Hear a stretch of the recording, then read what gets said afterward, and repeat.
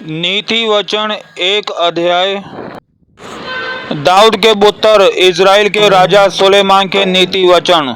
इनके द्वारा पढ़ने वाला बुद्धि और शिक्षा प्राप्त करे और समय की बातें समझे और काम करने में प्रवीणता और धर्म, न्याय और सिद्धाई की शिक्षा पाए।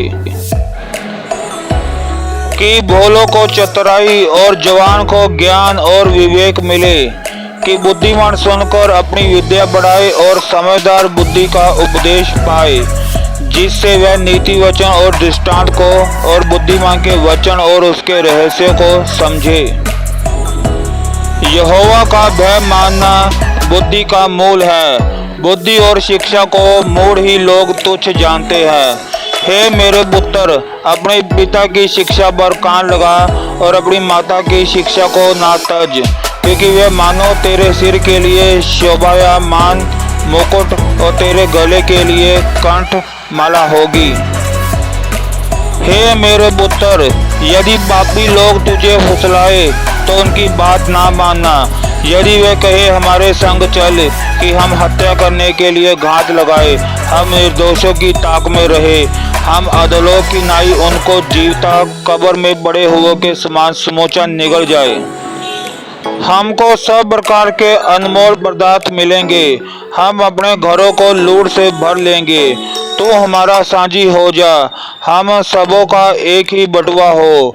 तो हे मेरे पुत्र, तू उनके संग मार्ग में ना चलना, वरन उनकी डगर में पांव भी ना धरना, क्योंकि वे बुराई की करने को दौड़ते हैं और हत्या करने को फुर्ती करते हैं। क्योंकि पक्षी के देखते हुए जाल फैलाना व्यर्थ होता है, और ये लोग तो अपनी ही हत्या करने के लिए घात लगाते हैं और अपने ही प्राणों की घात की ताक में रहते हैं।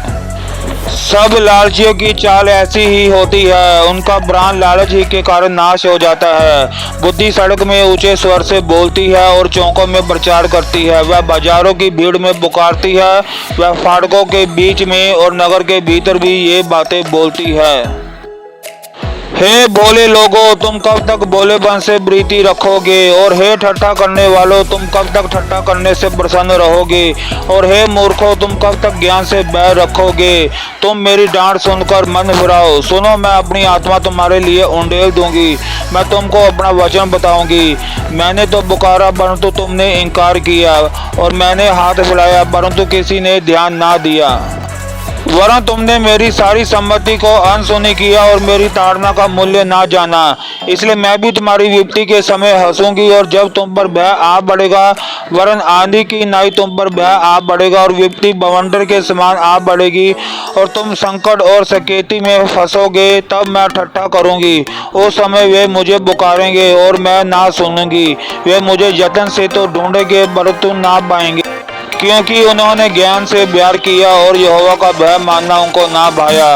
उन्होंने मेरी सम्मति ना चाही, वरन मेरी सब ताड़ना को तुच्छ जाना। इसलिए वे अपनी करनी का फल आप भोगेंगे और अपनी युक्तियों के फल से आधा जाएंगे। क्योंकि भोले लोगों का भड़क जाना उनके घात किए जाने का कारण होगा, और निश्चित रहने के कारण मूढ़ लोग नाश होंगे।